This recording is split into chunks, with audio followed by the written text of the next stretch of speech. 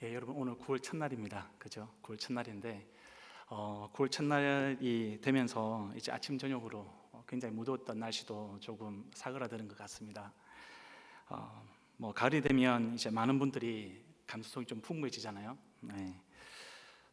저도 생긴 것은 이렇게 좀 우락부락 임꺽정처럼 생겼어도 마음은 이제 문학 소년의 마음이 좀 있습니다. 아마 가을이 오면 여러분들이 하나씩 좋아하는 시들이 떠오르기도 할 텐데요. 저도 가을이 되면 좀 좋아하는 시가 좀 떠오르긴 합니다. 제가 좋아하는 시는 가을의 기도라는 시인데요. 아마 여러분들 중에 아시는 분들 많으실 거예요. 우리 PPT 준비되나요? 가을의 기도. 네, 제가 한번 읽어드릴게요. 가을의 기도, 작자 김현승. 가을에는 기도하게 하소서. 낙엽들이 지는 때를 기다려 내게 주신 겸허한 모국으로 나를 채우소서. 가을에는 사랑하게 하소서. 오직 한 사람을 택하게 하소서. 가장 아름다운 열매를 위하여 이 비옥한 시간을 가꾸게 하소서. 가을에는 홀로 있게 하소서. 나의 영혼 굽이치는 바다와 백합의 골짜기를 지나 마른 나뭇가지 위에 다다른 까마귀 같이. 예, 여러분, 이 시를 지은 김현성 시인이라는 분은요 1913년도, 오래전이죠. 1913년도에 평양에서 태어났고요 1975년도에 이제 사망을 하게 됩니다. 이분은 굉장히 이제 독실한 기독교인이었습니다. 신앙이 굉장히 깊으신 분이었는데 그의 이 신앙의 배경에는 이제 아버지와 어머니가 계십니다. 아버지는 이제 김창국이라는 목사님이셨고요. 어머니는 이제 양응도 사모님이셨습니다. 개인적으로는 이 김현성 시인도 굉장히 신앙적으로 존경할 만한 분이지만 그를 이렇게 믿음의 자녀로 양육하고 키워낸 그 부모님의 신앙이 더 존경스럽습니다. 근데 여러분, 이 부모님들은요 다름이 아니라 이 척박한 이 조선 땅이라는 곳에 복음 들고 찾아온 선교사들의 헌신, 그리고 그들이 전한 그 복음의 열매였습니다. 사진 하나 보여주시겠습니까? 네, 우리 선교사님들이 찍은 그런 사진인데요. 한국인이 한 명 보이고 이분은 요즘에 이제 교회의 전도사 개념인데요. 이때는 조사라고 불렀습니다. 선교사들을 돕는 장인택이라는 형제님 한 분 계시고요. 그 외에는 전부 다 미국 선교사입니다. 1882년도에 이분들이 이제 한국에 왔습니다.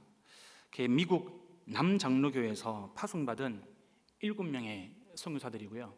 남장로교는 이 사람들이 조선이라는 땅에 처음 파송한 선교사들이기 때문에 7인의 선발대, 이렇게 이야기를 붙였습니다. 사진 설명을 좀 드릴게요. 양쪽 끝에 있는 남자분과 여자분 계시죠? 테이트라는 분, 그 다음 매티 테이트, 남매입니다. 남매.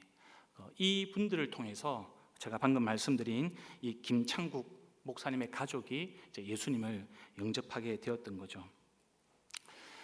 중앙에 보시면 이제 부부가 등장하는데 메리 레이번이라는 분과 정킨 선교사님이 부부입니다. 한국 이름으로 전위름이고요. 이 정킨 선교사님은 43세에 이제 순교를 하는데 자녀가 여러 명이었고요. 근데 그 자녀들이 우리 한국 땅에서, 우리 조선 땅에서 태어난 지 얼마 안 돼 가지고요. 첫째 자녀와 셋째 자녀가 이제 사망을 하게 됩니다. 그 다음에 레이놀즈, 한국 이름 이눌서 선교사님, 그 위에 이제 패시 볼링이 그의 부인이었습니다. 이분들도 첫째 아이가 한국에 와서, 조선에 와서 태어났습니다. 근데 태어나자마자 10일 만에 죽게 됩니다. 그리고 가운데 맨 하단에 있는 데이비스 선교사님, 이분은 이제 싱글 선교사님이셨는데요. 이분도 41세에 결핵이 걸려서 이제 순교하게 됩니다. 근데 이 남장로교회가 이 7명을 파송을 할 때 처음에 기쁘게 파송을 했느냐? 아니, 그렇지 않습니다. 이 남장로교회는 처음에는 조선이라는 그런 나라 우리 잘 알지 못한다. 그래서 이 나라에 새로운 선교를 시작할 어떤 방법도 어떤 계획도 없다. 그러니 우리는 당신들을 파송해 주지 않겠다고 했습니다. 그때 당시 이제 한국에서 조선에서 선교를 하던 이 언더우드 선교사가 있었는데요. 이 언더우드 선교사가 신실한 이 기독교 가문이었습니다. 이 언더우드 가문에서 $3,000를 내가 후원할 테니 이들을 조선으로 보내십시오. 이것이 결정이 되면서 이들은 이제 조선으로 파송받을 수 있었습니다. 이 김창국 목사님은 전주라는 곳에서 태어났는데요. 그의 어머니와 외할머니가 바로 이 선교사들의 전도를 통해 가지고 예수를 믿게 되었습니다. 그리고 김창국 목사님도 어릴 때부터 이 선교사들 집에서 잔심부름을 하면서 컸다고 합니다. 주일학교에서는 이 아이들을 불러 모으는 그런 봉사도였고요. 이 장날이 되면 전도지를 들고 막 사람들에게 전도를 했던 그런 아이였습니다. 이 목사님은 1897년도에 이 호남에서는 조선인 최초로 이제 세례를 받는 사람이 되었고요. 1917년도에 평양에 있는 평양신학교에 졸업을 하고요. 복음을 위해서 헌신하는 이제 목회자가 되었습니다. 목회자가 되고 나서 이분이 했던 첫 사역이 어떤 것이냐? 당시에는 이제 선교지였습니다. 제주도가. 그 제주도로 가서 6년 동안 제주도 영혼들을 섬기고 또 복음을 전파하면서 여러 교회를 개척을 했습니다. 그리고 이어서 전라도 쪽으로 옮겨가지고 1947년까지 교회들을 섬기고 또 세우면서 평생 영혼군을 위해서 헌신을 했습니다. 이 김창곤 목사님이 오랫동안 사역했던 교회 중에 하나가 광주에 있는 양림교회입니다. 아마 아시는 분들도 계실 텐데 이 목사님과 이 양림교회는 뭘로 유명하느냐? 일제시대 만세운동을 했고요. 그리고 신사참배 반대운동을 이끌었던 것으로 굉장히 잘 알려져 있습니다. 이 김현성 시인의 어머니라고 말씀을 드렸던 이 양응도 사모님, 이 사모님도 선교사들이 세운 평양의 숭의여학교를 졸업하고요. 전라도 광주에 있는 YWCA 기독교 여성단체죠. 거기 회장을 섬겼던 그런 믿음의 여인이었습니다. 이 김현석 시인은 이렇게 한결같이 하나님과 이웃을 그렇게 사랑하고 죽어가는 영혼들을 위해서 복음을 전하는 그런 부모님의 신앙을 보면서 자랐습니다. 그리고 온갖 박해에도 불구하고 고난을 당해도 믿음을 지키고 나라와 민족을 위해서 마음을 다해서 기도하는, 그리고 독립을 위해서 헌신하는 그런 부모님의 삶을 보면서 이 김현석 씨는 믿음의 자녀가 되었습니다. 그리고 본인도 1936년도에 교사를 하고 있었는데 그 학교 교사로 근무할 때 신사참배 문제가 걸렸습니다. 그 문제 앞에서 믿음을 지키다가 이제 구금이 되었고요.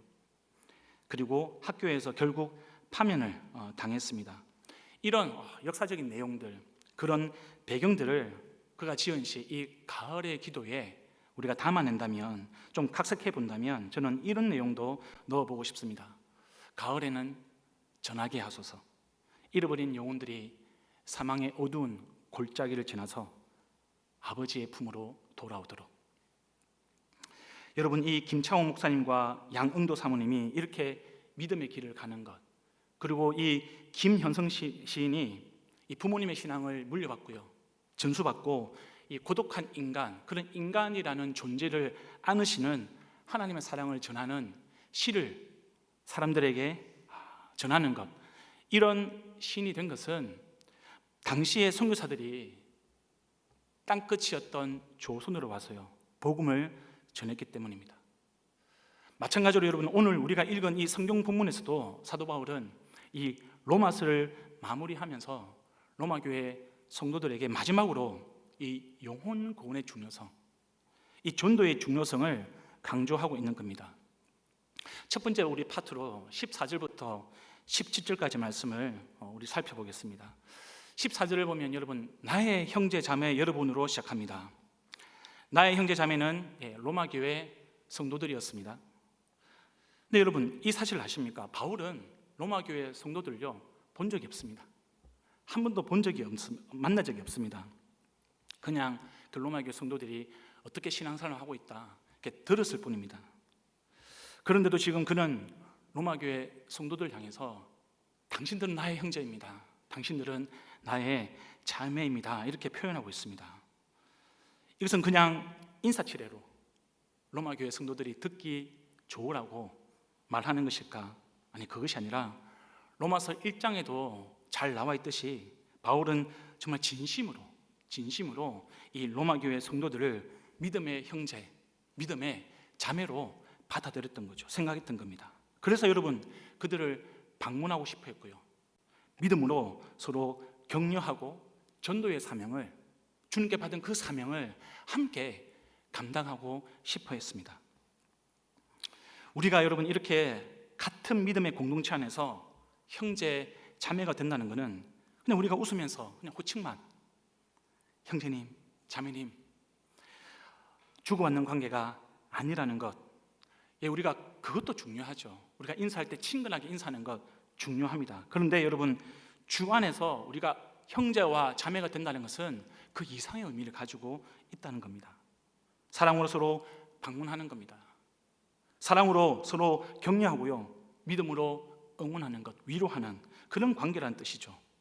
그럼 여기서 끝이냐? 주 안에서 형제와 자매된 사람들은 주님이 주신 사명을 함께 감당하는 사람들, 믿음의 동역자라는 사실도 우리는 꼭 기억을 해야 합니다. 저와 여러분이 우리가 한 공동체에서 형제, 자매라고 이야기합니다. 우리가 여러분 이렇게 서로 형제와 자매라고 부를 때, 그렇다면 우리는 주님의 사랑으로 서로 방문해야 하는 거고요, 우리가 믿음으로 서로 격려하는 모습이 있어야 하는 것이죠. 또한 여러분, 우리 안에 주님이 주신 사명, 복음 전하는 사명, 함께 봉사하는 사명, 함께 섬기는 사명, 그 사명을 우리가 같이 감당하는 동역의 모습이 우리 가운데 있어야 우리는 우리가 이야기하는 형제, 자매의 의미를 하나님께 주신 의미로 담아낼 수 있는 거죠. 초대교회가 가정교회로 모이는 이유도 바로 여기에 있었습니다. 여러분, 지금 우리도 그 초대교회의, 신약교회의 그런 모습을 회복하자, 만들어내자, 이런 취지로 목장 모임을 하고 있습니다. 목장 모임의 원칙도 마찬가지죠. 근데 여러분, 우리가 요즘에 좀 안 좋은 흐름이 생기는 것 같습니다. 아마 코로나 시대를 거치면서 더 좀 심해지는 것 같아요.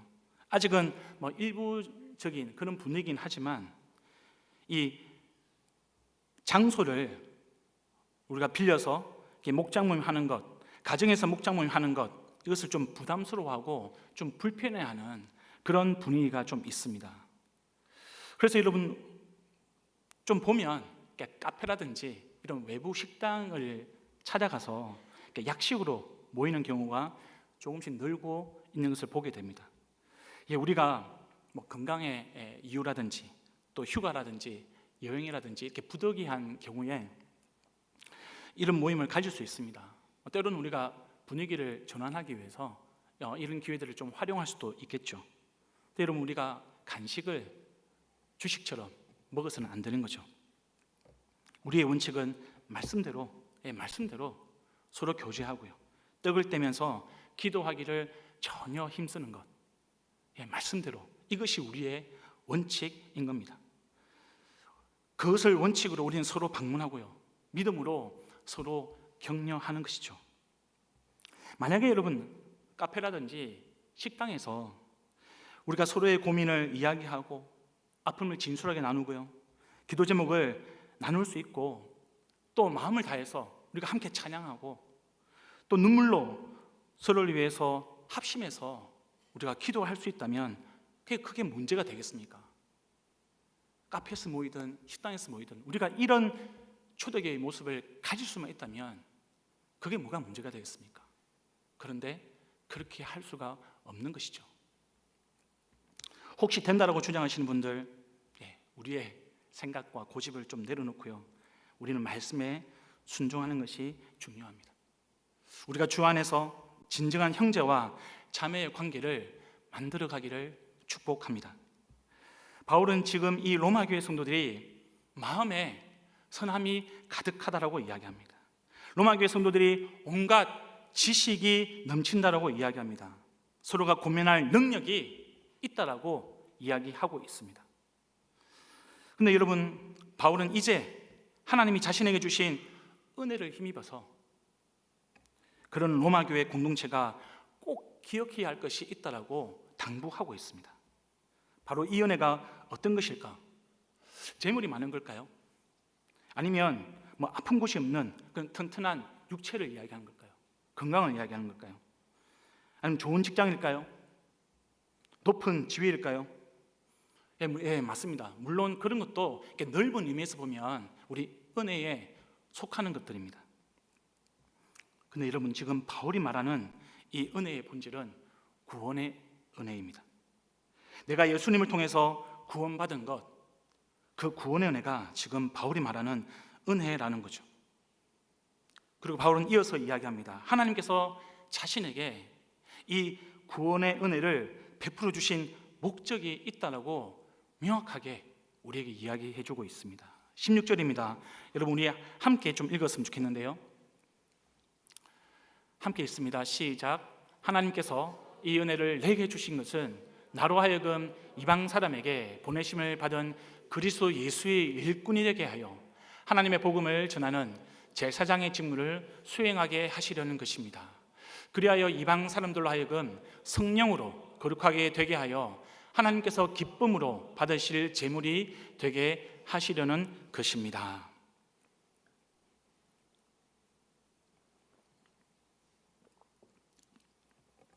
바울은 지금 자신이 받은 은혜의 목적을 두 가지로 이야기합니다. 이방인들을 위해서 그리스도의 일꾼이 되는 것, 그리고 하나님의 복음을 전하는 제사장의 직무를 수행하는 것. 제가 질문을 해볼 테니까 마음속으로 한번 답해 보시길 바랍니다. 지금 바울이 말하는 이 은혜의 목적은 하나님이 바울에게만 주시는 것이다, 아니면 우리에게도 주시는 것이다. 어느 쪽이세요? 바울에게만 주시는 걸까요? 우리에게도 주시는 걸까요? 네, 당연히 우리도 포함이 되는 거죠. 바울이 그래서 로마서를 쓴 겁니다. 지금 바울은 로마 교회 성도들이여, 당신들은 나의 형제가 맞습니다. 당신들은 진정한 나의 자매입니다. 그런 당신들을 보니까 하나님을 믿는 당신들 마음 안에 선한 마음이 가득한 것을 내가 봅니다. 당신들을 보니까 세계를 지배하는 로마 제국의 신민으로서 온갖 지식이 넘쳐난 것을 내가 보게 됩니다. 그 세계의 중심에 있는 당신들은 가지고 있는 능력이 많아서 서로가 서로에게 도전해 줄 수 있는 그런 능력도 당신들을 보니까 가지고 있습니다라고 이야기합니다. 그런데 로마 교회 성도들이요, 그것이 전부가 아닙니다. 그것이 끝이 아닙니다. 하나님께서 우리에게 구원의 은혜를 베풀어 주신 것은 그것보다도 더 중요한 목적이 있습니다. 그것은 이방인들을 위해서 우리가 그리스도의 일꾼이 되는 겁니다. 그것은 하나님의 복음을 전하는 제사장이 되는 겁니다. 그러니 로마 교회 성도들이여, 이 목적을 따라서 그리스도의 일꾼이 되어 주십시오. 복음을 전하는 제사장이 되어 주십시오. 지금 이 이야기를 하고 있는 것이죠. 성도 여러분, 우리가 받은 이 은혜의 목적, 이 은혜의 목적은 사도 바울과 동일합니다. 우리는 죄로 인하여서 영원히 죽을 수밖에 없는 그런 존재였습니다. 그래서 어떤 이들은 티끌보다 못한 존재가 바로 나이다 라고 이야기하는 거죠. 그런데 하나님께서 그런 저와 여러분을 사랑하셔서 구원을 베풀어 주셨습니다. 어떻게 해요? 전적인 은혜죠. 전적인 은혜입니다. 우리의 행위나 성품이나 양심, 아니요, 그것으로 이루어지지 않습니다. 그것이 끼어들 여지가 없습니다. 우리의 구원에는 오직 하나님의 은혜입니다. 그런데 지금 사도 바울은 그 은혜에 목적이 있다라고 이야기하고 있는 것이죠. 이방인들의 영혼 구원을 위해서 우리가 그리스도의 일꾼이 되는 것, 그리고 하나님의 복음을 전하는 제사장이 되는 것, 그것이 하나님께서 바울에게 주시는 은혜의 목적이고 저와 여러분에게 주시는 은혜의 목적이라는 겁니다. 성도 여러분, 청년 여러분, 만약에 하나님이 우리를 로봇처럼 막 부려먹기 위해서 우리를 제사장 삼으시고 우리를 일꾼 삼으시는 것인가? 만약에 그랬다면 이것은 은혜가 아니죠. 고역입니다. 고통인 거죠. 여기서 말하는 일꾼은 노예, 종의 개념과는 전혀 좀 다른 용어입니다. 일꾼이라는 단어는요, 헬라어로 레이투르고스라는 단어인데요, 이것은 영어로는 미니스터입니다. 미니스터. 하나님이 우리를 하나님의 동역자, 하나님의 파트너로 삼으셨다는 겁니다. 그만큼 우리를 중요한 사람, 그만큼 우리를 소중한 존재로 생각하신다는 겁니다. 이것이 얼마나 큰 영광인 것인가. 여러분, 이 단어를 들었을 때에 당신은 그리스도인의 일꾼입니다, 당신은 하나님의 제사장입니다라는 말을 들었을 때 여러분 마음이 어떻습니까? 마음에 감동이 있습니까? 아니면 성경이 그렇게 되어 있으니까 그런가 보다, 이렇게 생각을 하십니까? 이 말을 들었을 때에, 제사장이라는 말, 일꾼이라는 말을 들었을 때에 여러분의 마음 가운데, 저와 여러분의 마음 가운데 어떤 감동이 있냐는 겁니다. 만약에 없다면 그것은 우리의 신앙의 위기인 것이죠. 이런 감동과 감격과 영광이 우리가 하나님과 함께 일하는 원동력인 거죠. 하나님은 보다 구체적으로 그 일꾼이 감당하는 잡이 무엇인지를 말씀해 주고 계신데요, 그게 바로 제사장이라는 단어입니다. 이 제사장은 우리가 아는 바대로 이스라엘 백성 공동체 안에 제사장이 맞습니다. 그 제사장의 가장 큰 역할은요, 제물을 하나님께 바치는 그 제사를 주관하는 사람들입니다. 그러니까 지금 바울은요, 복음을 전하는 것을 지금 제사로 보고 있는 것입니다. 왜 그럴까? 성경에 보면 우리는 죄를 짓고요, 하나님과의 관계가 깨어졌습니다. 원수가 되었습니다. 그런데 하나님은 어떤 분입니까? 선하고 사랑이 넘치는 분이시죠. 하나님은 그 사랑 때문에, 그 선함 때문에 우리와의 관계를 회복하기를 원하시는데요, 그런데 우리의 죄 때문에 우리는 스스로 하나님과 화목해 할 수가 없는 겁니다. 그리고 하나님은 창조주이시고 우리는 피조물이기 때문에 우리가 먼저 하나님과의 관계를 회복할 수는 없는 겁니다. 그럴 자격도 그럴 힘도 우리에게는 없습니다. 그래서 하나님이 먼저 손을 내밀어 주셨습니다. 우리와 관계를 회복하기 위해서, 우리와의 관계를 화목해 하기 위해서 제사라는 것을 주셨습니다. 그리고 제사를 지낼 때 사람과 하나님 사이를 연결하는 그런 역할을 제사장들에게 맡겼던 거죠. 이것이 도대체 복음과 어떤 상관이 있는 것인가? 잘 들어보십시오. 우리가 예수님을 믿으십시오, 그러면 하나님께서 당신의 모든 죄를 용서하시고 당신을 구원해 주십니다. 영원한 생명을 주실 것입니다. 이렇게 복음을 전합니다. 이렇게 복음을 전하는 것은 그 죄인들을 하나님 앞으로 인도하는 일입니다. 이것은 하나님과 그 사람을 화목케 하는 일이죠. 그래서 여러분, 제사와도 같은 겁니다. 그래서 지금 로마서에서 사도 바울은 한 영혼이 예수님을 영접하고 구원받는다면 그 영혼은 하나님이 가장 기뻐하시는 제물로 되는 거다. 이것이 사도 바울이 우리에게 가르쳐주고 있는 영혼 구원의 기쁨입니다. 기쁨. 또 하나 여러분, 중요한 사실은 여러분 아마 잘 아실 거예요. 제사장이 아무나 됩니까? 아무나 되지 않습니다. 출애굽기 28장 1절 말씀인데요, 함께 읽도록 하겠습니다. 시작. 너는 이스라엘 자손 가운데서 너의 형 아론과 그의 아들 나답과 아비후와 엘르아살과 이다말을 불러내서 나를 섬기는 제사장 일을 맡겨라.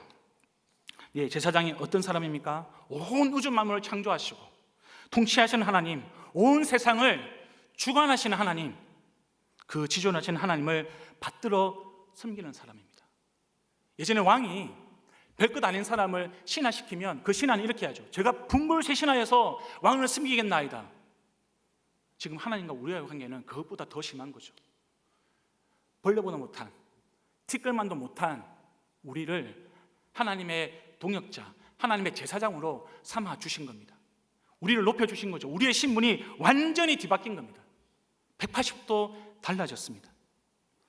그래서 여러분, 이 제사장을 하나님이 얼마나 중요하게 생각하냐면, 하나님께서 그 제사장들을, 내가 제사장들을 영화롭게 하겠다, 내가 제사장들을 아름답게 하겠다 약속해 주셨습니다.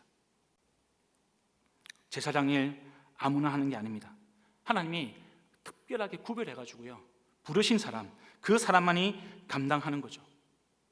그래서 여러분, 이것은 이스라엘 왕이라고 해서 아무렇게나 제사장 역할을 감당할 수가 없었습니다. 여러분, 성경을 읽다 보면 우시야 왕이라는 사람이 등장을 합니다. 여러분, 이 우시야 왕이요, 잘 나가는 왕이었습니다, 처음에는. 근데 점점 잘 나가다가 교만해졌습니다. 그래서 제사장 대신 자기가 제단의 제물을 바치다가요, 어떻게 된 줄 아십니까? 문둥병자가 되었습니다. 왕이든 아니든, 지위가 높든 아니든, 부자든 가난하든 누구든지 제사장이 아니면 제사장인 것처럼 행동하면 저주를 받았습니다. 그런데 하나님은 이렇게 존귀한 제사장의 직분을 누구에게 주셨느냐? 저와 여러분에게 맡겨주셨습니다. 이제 복음을 전하는 세상과 하나님 사이를 화목케 하는 제사장이 저와 여러분이 된 것이죠. 이걸 믿어야 합니다, 여러분. 이것을 믿음으로 받아들이셔야 합니다. 그래야 여러분, 그 믿음으로 우리가 살아가지 않겠습니까? 그렇게 해야 그 믿음으로 우리가 제사장으로의 삶을 살아가야 되지 않겠습니까? 하나님이 아무리 네가 제사장이야 이야기해도 내가 거기서 관심이 없다면 우리가 어떻게 제사장의 삶을 살아갈 수 있겠습니까? 믿어야죠. 우리의 믿음이 되어야 하는 겁니다. 이것이 하나님께서 저와 여러분에게 은혜를 베푸신 목적입니다. 그러면 여러분, 이 영광스러운 부르심 앞에 우리는 어떻게 반응해야 하는 것일까? 저는요, 그런 제사장 직분 부담스럽습니다. 저는 그냥 좋은 찬양 듣고요, 그냥 내 귀에 쏙 들어오는 설교였으면 감동받고 하루에 말씀 한 30분, 내 기도 한 10분 정도 규칙적으로 하면 그냥 나 개인의 신앙생활의 경건함은 유지할 수 있으니까 그걸로 만족합니다. 여러분, 우리가 신앙생활의 개인의 경건함 중요합니다. 여러분, 우리가 여기에 머물러 있다면, 이것에 만족한다면 우리는 경각심을 가져야 하는 것입니다. 왜냐하면 하나님께서 우리에게 은혜를 주신 목적이 그것이 아니기 때문입니다. 우리의 반응은요, 하나님이 우리에게 이렇게 고귀한 직분을 맡겨주셨기 때문에 하나님이 가장 기뻐하는 제사를 드리는 그 영광스러운 자리에 우리를 세워주셨기 때문에 하나님이 가장 기뻐하시는 제물 한 영혼이 주님께로 돌아오는 것을 위해서 주님께서 우리에게 맡겨주신 사명을 감당하는, 그것이 우리의 반응이어야 하는 것이죠. 여러분, 우리 공동체가 아프간 난민들과 연결되는 거 다 아실 거예요. 지금 전 세계적으로요, 난민들이 폭증하고 있습니다. 이들이 어디를 향하고 있느냐? 자기 나라를 떠나서 유럽과 북미로 향하고 있습니다. 이런 현상에 대해서 정치적으로, 경제적으로, 사회 문화적으로 여러 가지 분석을 할 수 있습니다. 그렇죠? 근데 여러분, 저는 기독교 세계관에서 본다면 어떤 이유가 있을까? 자주 고민하게 됩니다. 도대체 이 난민들의 흐름을 보면서 우리 하나님은 어떤 계획과 어떤 마음을 가지고 계시는 것일까? 영혼 구원입니다. 저는 이 난민들의 흐름을 보면서, 이동을 보면서 한 영혼을 구원하고 싶어 하시는 하나님의 간절한 마음이 보입니다. 또한 여러분, 그 난민들이 어디로 가고 있느냐? 북미로 가고 있습니다. 그 난민들이 유럽으로 가고 있습니다. 복음의 본질을 잃어버린 그 교회를 향해서 전도와 선교의 사명을 잊어버린 그런 교회를 향해서 지금 다시 그리스도 예수의 일꾼의 그 모습을 회복하라고, 다시금 하나님의 복음을 전하는 그 제사장의 직분을 회복해 달라는 교회를 향한 간절한 그 하나님의 마음이 저는 보입니다. 그래서 여러분, 17절에서 바울은 다른 것이 아니라, 내 인생 가운데 다른 것이 아니라 하나님을 섬기는 일, 곧 복음을 전하는 일을 내가 자랑합니다 라고 고백하고 있는 것이죠. 우리도 마찬가지입니다. 제가 작년 총목자 모임에서 한국 적응에 실패하고요, 다시 아프간으로 돌아간 한 가정에 대해서 이야기를 했습니다. 근데 그 가정이 지금 어려움을 당해서 한국으로 다시 돌아오고 싶어 하는데 도움이 필요하다고 제가 그 총목자 모임에서 나누었습니다. 이틀이 지나고요, 한 초원에서 그 가정에 필요한 생활용품과 재정착을 우리 초원에서 돕고 싶습니다. 돕겠습니다. 연락을 주셨습니다. 뿐만 아닙니다. 지금도 이 아프간 가정들, 이 무슬림이언 아프간 가정들의 영혼이 주님께로 돌아온 것을 바라고 소망하는 마음으로 2년이 넘도록 돕고 방문하고 섬기고 기도하는 우리 교회 성도님들이 계십니다. 여러분, 뭔가 대단한 것이 은혜의 목적이 아니고요, 이런 것이 그리스도 예수의 일꾼이고, 이런 것이 제사장의 모습이고요, 우리의 자랑인 것이죠. 오직 하나님의 섬기는 일, 전도와 선교에 힘쓰고요, 그것을 자랑하는 저와 여러분, 우리 공동체가 되기를 축복드립니다. 여러분, 우리 18절과 19절 한번 보도록 하겠습니다. 18절과 19절에서 바울은 자신의 하나님을 섬기는 일, 전도와 선교죠, 그것이 무엇으로 이루어지는가를 말해주고 있습니다. 말과 행동, 그 다음에 표징과 이적, 또 하나는 뭐죠? 성령의 권능, 그것으로 이루어졌다라고 이야기해주고 있습니다. 바울은 디모데에게 편지를 쓰면서 때를 얻든지 못 얻든지 항상 말씀을 전파하기를 힘쓰라 명령했습니다. 목사님, 그러면 그냥 생업도 다 포기하고 길거리로 나가서 사람들에게 전도하러만 다녀야 되는 겁니까? 이렇게 질문할 수 있지 않습니까? 근데 여러분, 이 질문은 오해입니다. 오해. 성경에 쉬지 말고 기도하라는 그런 구절이 나옵니다. 여러분, 쉬지 말고 기도하라, 이 말씀이 그냥 다른 일 아무것도 하지 말고 그냥 24시간 365일 그냥 자리에 앉아가지고 기도만 하라, 이런 내용인가요? 그것이 아니라 기도 생활을 중단하지 말라는 겁니다. 전도도 마찬가지입니다. 우리 삶에서 전도와 선교가 중단되어서는 안 된다는 것을 지금 사도 바울은 이야기하고 있는 것이죠. 우리 삶의 현장이 선교지입니다. 우리 삶의 현장이요, 제사를 드리는 곳입니다.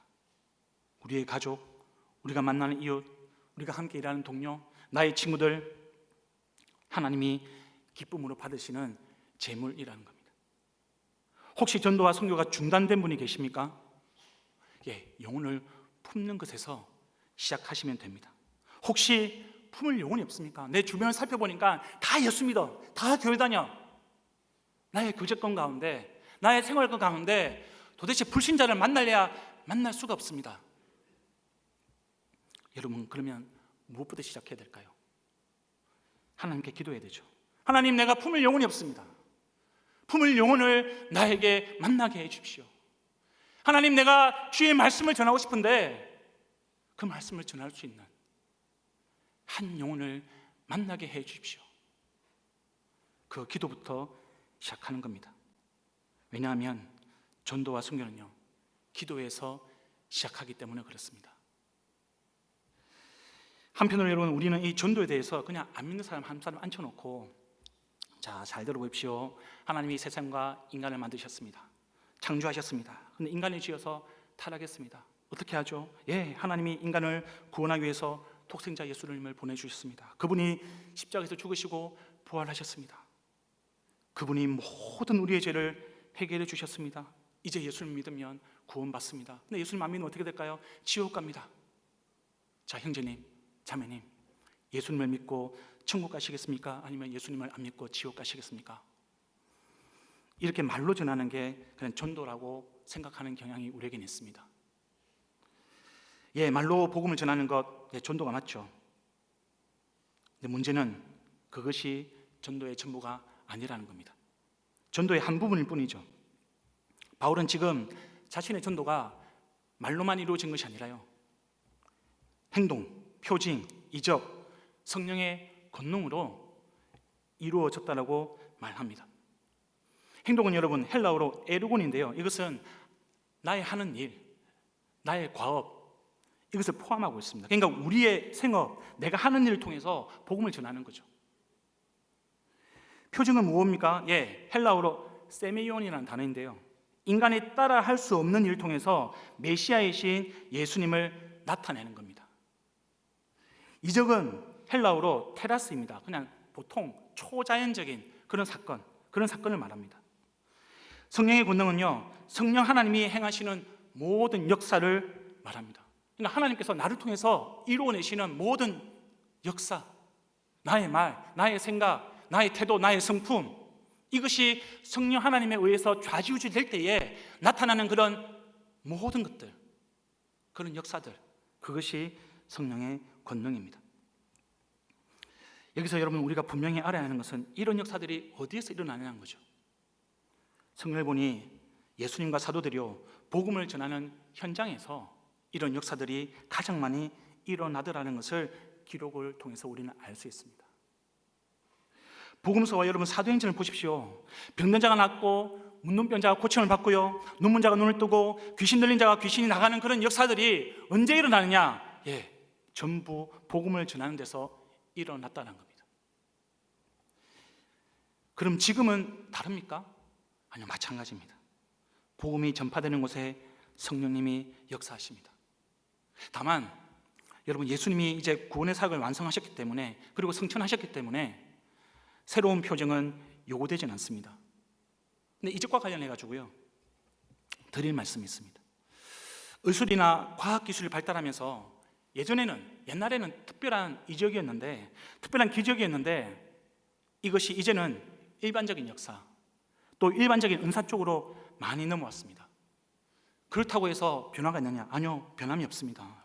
무엇이 변함이 없느냐? 예수님의 이름으로 동일한 역사가 계속 선교 현장에서, 복음을 전파하는 현장에서 일어나더라는 겁니다. 전 세계 수많은 의료 선교사들이요, 예수님의 이름으로 눈먼 자를 눈뜨게 하고요, 콩팥이 망가진 환자에게 투석을 하고요, 문둥병을 낫게 하고 심장에 구멍이 난 것을 막아주고 있습니다. 제가 우간다에서 선교 사역할 때 살인 진드기에 물린 적이 있습니다. 이게 물리니까 막 진짜 사경을 헤매게 되더라고요. 이때 저를 살려주신 분이 영국인 의료 선교사였습니다. 그분이 저를 보시더니 당신은 이제 살았다, 이야기해 주더라고요. 지금도 여러분 얼마나 많은 환자들이요, 예수님의 이름으로 치유되고 있는지 모릅니다. 여러분 아프리카 가보십시오.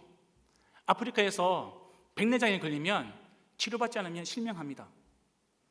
그런데 여러분 의료 선교사들 통해 가지고 수술을 받고 눈먼 것이 낫는 것이죠. 뿐만 아닙니다. 물이 없는 곳에서 물이 나오게 하고요, 마시지 못하는 물을 정수시켜서 마시는 물로 바꾸어 줄 수 있습니다. 이런 것이 우리에게는 너무나 익숙해져 있기 때문에 그냥 우리가 누리며 살아가는 것들이 얼마나 큰 기적인지 모르고 우리는 그것이 마치 당연한 것처럼 여기며 살아가는 것, 이것이 문제가 아닐까요? 우리 사진 한번 보여주실까요? 그 아프리카 사진인데요, 여러분 이 사진은 우리 교회 한 성도님이 아프리카를 위해서 헌금을 해주셨는데, 우물이 없는 아프리카 마을에서 우물을 팠습니다. 그 다음 장면 보실까요? 지금 판 우물에서 이제 우물이 나오고 있는 장면이고요. 그 다음 장면입니다. 이 우물을 판 것을 가지고 마을 잔치를 했거든요. 마을 잔치를 했는데 축하 행사를 하는데 누가 왔냐면 그 지역에 국회의원이 왔습니다. 그리고 온 마을 주민 한 300명이 다 모여가지고 지금 행사를 하고 축하를 하고 기뻐하는 모습입니다. 그 마을에 교회가 없었습니다. 근데 이 일을 진행한 선교사님이 우리에게 뭐라고 전해왔냐면 이 우물 때문에 이제 그 마을에 교회를 개척할 수가 있겠습니다. 여러분, 이런 것들만 기적일까요? 저에게 있어서 더 놀라운 것은요, 복음을 듣고 절망 가운데 있는 사람이 소망을 찾는 겁니다. 힘을 잃었던 사람이 다시 일어나는 겁니다. 희망이 없던 사람이 다시 희망을 찾는 겁니다. 꿈이 없던 청년이 꿈을 찾아서 살아가는 것, 그것이 기적입니다. 이것이 기적이 아니면 도대체 어떤 것이 기적일까요? 이런 것들이 여러분 우리에게 기적이 아니라면 도대체 무엇이 기적이란 말입니까? 저는 초자연적인 기적이 사라졌다. 아니요, 저는 그것을 믿지 않습니다. 우리 하나님은 초자연적인 기적이 필요하다면 얼마든지 어느 때든지 하나님이 원하신다면 행하실 수 있는 분이라고 저는 확신합니다. 그것이 저의 믿음입니다. 네, 여러분, 초자연적이든 그렇지 않든 더 중요한 것은요, 복음이 전파되는 곳에 성령 하나님께서 역사하신다는 겁니다. 누구를 통해서? 복음을 전파하는 사람들 통해서, 복음을 전하는 그리스도의 일꾼을 통하여서, 복음을 전하는 하나님의 제사장들을 통하여서 우리 하나님께서 역사하신다는 겁니다. 그것 때문에 이 어두웠던 조선 땅에 선교사들이 와서요, 말과 행동과 표징과 이적으로 복음을 전했습니다. 그 복음을 전해준 것으로 지금의 한국교회가, 저와 여러분이 하나님이 기뻐하시는, 정말 하나님이 이 세상에서 가장 기뻐하시는 산제물이 되어서 여기에 있는 것입니다. 성도 여러분, 우리가 함께 기억하길 소망합니다. 우리 성령님은 복음을 전하는 자의 삶 속에서 역사하십니다. 반대로 여러분, 복음을 전하지 않는 자는 이런 성령님의 역사와 권능을 경험하기가 어려운 것이죠. 그러므로 우리 사랑하는 성도 여러분, 청년 여러분, 우리 삶 속에서 항상 복음을 전할 수 있기를 부탁드립니다. 그러면 우리는 반드시 성령의 권능을 체험하게 될 것입니다. 이 은혜가 저와 여러분의 삶 가운데 풍성하기를 우리 주님의 이름으로 축원드립니다. 여러분, 마지막으로 우리가 살펴볼 부분은 이제 20절부터 21절 말씀인데요, 이 그리스도 예수의 일꾼, 그리고 이 은혜의 목적대로 제사장으로 우리가 섬길 때에, 사명을 감당할 때에 언제까지 해야 되는가, 어디까지 해야 되는가, 이것을 사도 바울이 이야기해 주고 있습니다. 그러니까 한도의 문제죠. 우리 카드의 한도가 아니고요, 우리가 목적대로 살아갈 때에 우리는 어디까지 어떻게 살아가야 할 것인가. 19절 하반절에 보면 이렇게 기록되어 있습니다. 그래서 나는 예루살렘에서 일루리곤까지 이르기까지 두루다니면서 그리스도의 복음을 남김없이 전파하였다. 20절입니다. 나는 이와 같이 그리스도의 이름이 알려진 곳 말고 알려지지 않은 곳에서 복음을 전하는 것을 명예로 삼았습니다. 나는 남이 닦아놓은 터 위에서가 아니라 길을 짓지 않으려 하였습니다. 21절입니다. 성경에 이렇게 기록된 바 그의 일을 알지 못하던 사람들이 보게 될 것이요 듣지 못하던 사람들이 깨닫게 될 것이다 한 것과 같습니다. 여러분, 얼마 전에 제가 이 선교 지역과 관련해 가지고 어떤 목사님이 이제 설교하시는 내용을 들었거든요. 그 내용 중에 이런 내용이 있었습니다. 아프리카는 유럽의 교회가, 아메리카는 미국의 교회가, 이 아시아는 우리 한국의 교회가 담당하자는 그런 내용이었습니다. 그렇게 말씀하시는 목사님의 마음 제가 이해는 합니다. 이해하는데요, 그러면 우리가 사실을 좀 왜곡할 수 있기 때문에 좀 우리가 정확하게 이해할 필요가 있습니다. 여러분, 우리가 19세기 말 유럽에서, 그리고 미국에서, 캐나다에서 선교사들이 땅끝이었던 이 조선으로 오지 않았다면, 복음을 들고 이 땅 가운데 오지 않았다면,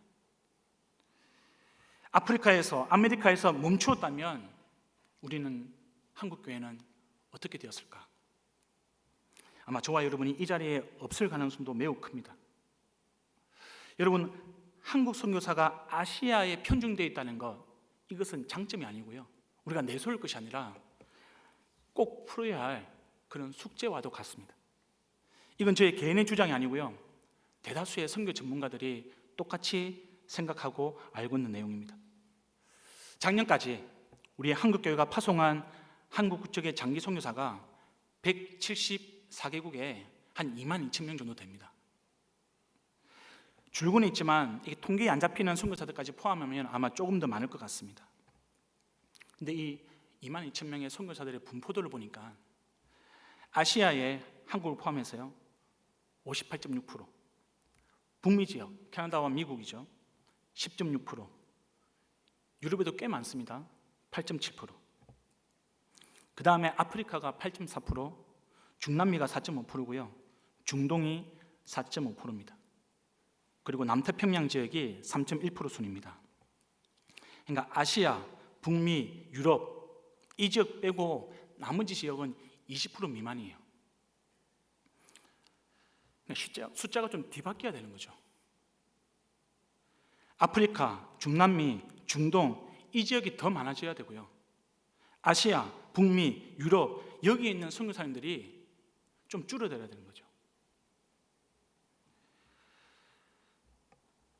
우리 한국 선교의 문제라고 할 수 있겠습니다. 오해없기를 바랍니다. 여러분, 그렇다고 해서 아시아에 복음이 필요 없냐? 아니, 그런 말을 하는 게 아닙니다. 우리는 복음이 더 필요한 곳, 땅끝까지 나아가야 된다는 것을 지금 말씀을 드리는 겁니다. 이건 제 말이 아닙니다. 우리 주님의 말씀입니다. 사도행전 1장 8절, 여러분 너무나 잘 아는 말씀입니다. 오직 성령이 너에게 임하시면 너희가 권능을 받고 예루살렘과 온 유대와 사마리아와 어디까지요? 땅끝까지 이르러 내 증인이 되리라 하시니라. 성도 여러분, 청년 여러분, 우리 공동체가 주의 말씀대로 순종하는 마음으로 우리 삶의 현장에서 선교를 시작하는 겁니다.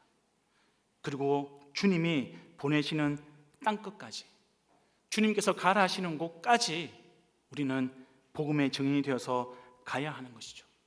그곳 가운데 우리는 그리스도의 일꾼으로, 복음을 전하는 하나님의 제사장으로, 하나님께서 우리에게 주신 은혜의 목적대로 우리가 살아가야 하는 것입니다. 저와 여러분이 우리 삶에서 시작해서 하나님께서 말씀하시는 땅끝에 이르기까지 이 사명을 은혜의 목적대로 감당하는 신실한 주의 청년, 주의 성도 되기를 우리 주님 이름으로 간절하게 축원드립니다.